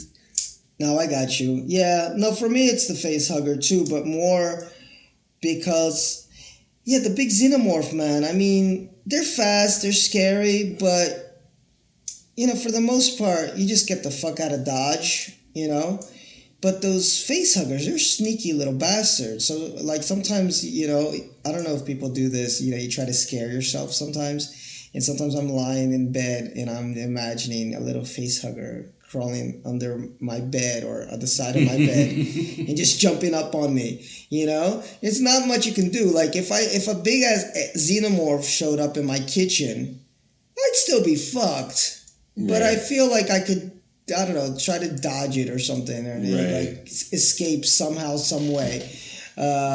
Whereas those little face huggers, man, they're quick, and then you just got to deal with the afterburn, the Taco Bell afterburn. Yeah, you see, that would be the shitty part. Like, after they pull that thing off your face, because you're not going to die. Yeah, you're not going to die. That's the worst thing. They need you alive as a host. Yeah. And then, like, being aware that you have this thing inside you that's going to come out. I mean, the actual alien bursting out of your chest, that's probably going to kill you quick. It's probably going to hurt for, like, 2 seconds. And I don't know, man, because in the movies, it seems like it takes... before it gets ready to jump out. That's true. Yeah. John hurts in pain for about 5 minutes, but it looks like a lot of pain. A lot. Yeah, most of these guys, before the alien comes out, it seems like it's like the worst indigestion you've ever had in your lifetime. Yeah, and I've had that. I've had food poisoning where I literally wished I was dead. Yeah. I had botulism once, man, and my stomach, like, it felt like John Hurt. Like, I was like, oh my God, please let something pop out of my chest because I just want this to stop. Like, it's so painful. Yeah, very, very painful. It's funny you mentioned Scarrett. He gets top billing. Yeah. Because we're going to move on to Aliens. Yes. And Sigourney Weaver gets top billing. Good for her, because she's the hero in the first one. We forgot to mention that. Another thing that makes this movie so cool is that she becomes probably one of the first, if not the first, female leads in this type of genre, action. Well, actually, this came right on the heels of Terminator, both by James Cameron. No, I'm going Alien still. Yeah, Alien. Before we move on to Aliens. But Alien with Ridley Scott, the fact that the hero was a woman at the end, which then, of course, got pumped up to 1 million by Cameron. Yeah. But that's cool about this movie, too, that she becomes one of the first in the sci-fi / horror / even a little pseudo-action, not as much as Cameron's version. Yeah. She is the hero, which is cool. In straight-up horror movies, women almost always are the heroes, actually. But, yeah, in sci-fi, definitely. But anyway, let's move ahead and finish this out with James Cameron's Aliens, which I hate the fact that it's aliens, because you always gotta make sure you pronounce that S so people know which one you're talking about. Yeah. Alien 2. I always thought the third one should have been called Alienses. But go ahead. What you got about this? Because I didn't write too many notes about this. All right. Well, I will tell you, this one really shocked me rewatching it because I've seen it like a million times. I saw it when it first came out. Watched it on pay TV a billion times. Mm-hmm. Anytime it's on, I'll catch it. Like, so I know this movie inside and out, but I haven't seen it in years. And when I rewatched it, like, my memories of this movie is that it's straight up Marines versus alien carnage. And it's actually not. It takes a long while to get to that point. Like, the pacing is perfect. But the whole thing about it is it's the anticipation of the aliens. Like, you know they're there. You know there's a lot of them. Because, like, before this, we only had the one movie where it was like a crew of 6 people against one monster. And you know, in this movie, there's a bunch of them. And we don't Thus the name, Aliens. Yes, exactly. Yeah, clever. Very clever. And, you know, this is why they send a squad of Marines to wipe them out. And you don't see them for the longest time. But it's like Jaws, like Steven Spielberg always said. Like, you don't show the shark in the first reel, right? And when you get to that, we're going to need a bigger boat scene, it's like, holy fuck. Yeah. This movie does the exact same thing. It's like they get to this point where they need a bigger boat, and then we see the aliens, and then it's mass carnage. But it's like the halfway point of the movie until you get there. Yeah. But it's worth it because, like, they build it. They make you want it. Mm-hmm. I agree with that. And I think that I must have been on an off day when I did the rewatch a few years back because I thought it was too long. Like, it just, the pacing for me felt slow, and that's why I ranked it below Alien. But this time around, I guess I was in a right mood where I thought exactly what you did. It's like perfect pacing. We didn't just land on this planet and all of a sudden we're attacked by 100 aliens. It's like, okay, first they went to the station where the people were, and there was nobody there, and then only afterwards did they find out that there was this other part of the base where the people could have holed up, and then when they go in there, that's where you get a lot of carnage. We got Paul Reiser in this movie, which was really good because... Oh, he was the perfect slimy evil capitalist. Yeah. I remember him. This is another movie with a great cast. Again, you got Lance Henriksen as Bishop. Yeah, he's the thread that holds all of these together. And Lance Henriksen. We had Little Newt. It was so adorable. This is like one thing I really liked about this movie is, like, it totally had girl power. Like, not just Ripley, but, like, even Newt is tougher than Bill Paxton. I know. They're gonna kill us, man. They're gonna fucking kill us all. And what's that lesbian girl? Vasquez. Vasquez is great. Anyone ever mistaken you for a man? No. Has anyone mistaken you for one? Yeah. This is great. Yes. Newt, by the way, is played by Carrie Henn, and she is in the documentary about this movie too. And she's such a sweetheart. They found her in a school. Like, she never acted before. They just did like these open casting calls, and they found her, and she was perfect for the role. And she says that she was friends with all the aliens. You know, it's like she wasn't scared making any of them. And it only took till she went to watch the movie afterwards, right, that she jumped on a scene during a scene, and Cameron poked her from behind and said, "Finally, we got you. Finally, we scared you." And I'm with you, man. That it could have easily. I mean, the tagline for this movie is "This time it's war." Right. And it could have easily just turned into a brainless shoot 'em up fest. But we know Cameron is a smarter director than that. He is. No, he's a one of the greats, at least as far as I'm concerned. And so he made this a story about mothers. You know, it's not a story about let's kill aliens. It's a story of the fact that Sigourney lost her daughter. Exactly. In that time where she was in cryogenic sleep, whatever it was. And she adopts Newt as her surrogate daughter. And the fact that they're killing the Queen Mother's alien babies. Yeah. So basically, it devolves into a bitch war between two moms. Two moms, you know. That whole scene, get away from her, you bitch. Like, that whole scene is so iconic now. Uh-huh. Like, if you've never seen an Aliens movie, you still know that scene. Exactly. So I think that's the genius of the movie, is that it, instead of just being a gore fest, and I didn't even think it was that gory, because like you said, Cameron, a lot of people die, but not that graphically. Yeah, you see them getting graphically. taken away, and Exactly. then their corpse gets thrown back.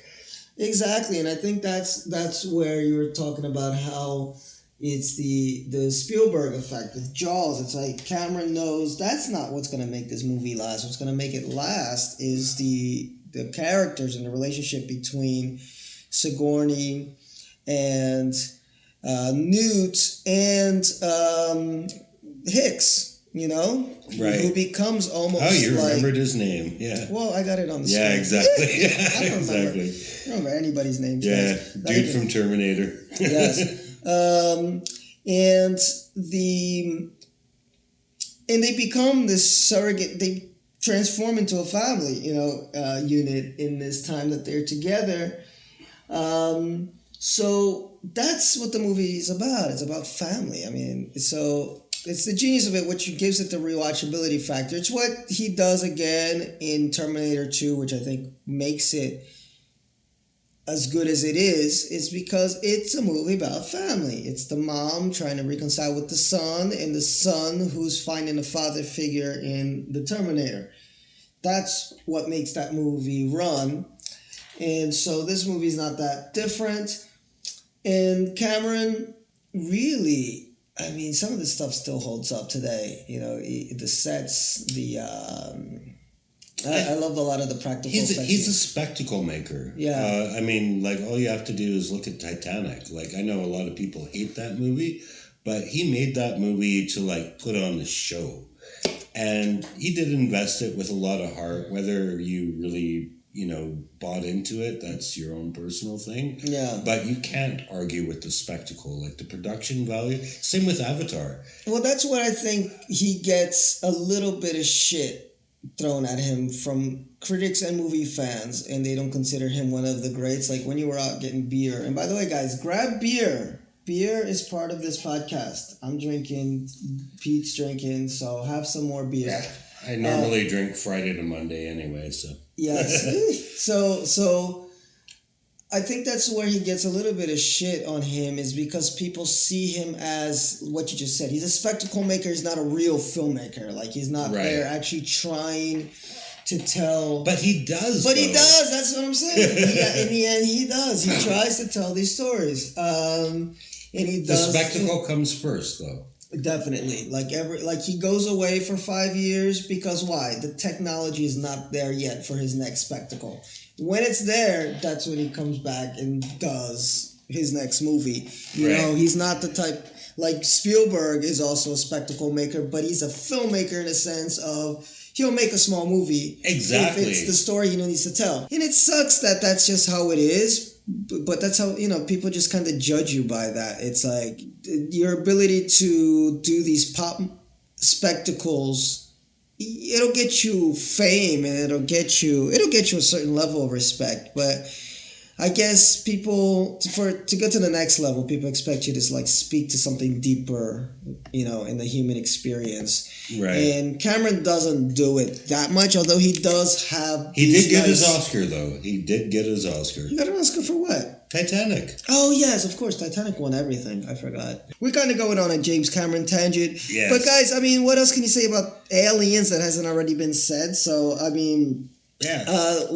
Sigourney Weaver plays... R.I.P. Bill Paxton, by the way. That guy's been dead for a few years. Oh, yeah, he was so cool. But he's been in a lot of good movies, and I think this is one he's really remembered for. Yeah. Because he is so great. He's like the total man pussy. Yes. They're gonna kill us, man. Yeah. We're all gonna fucking die.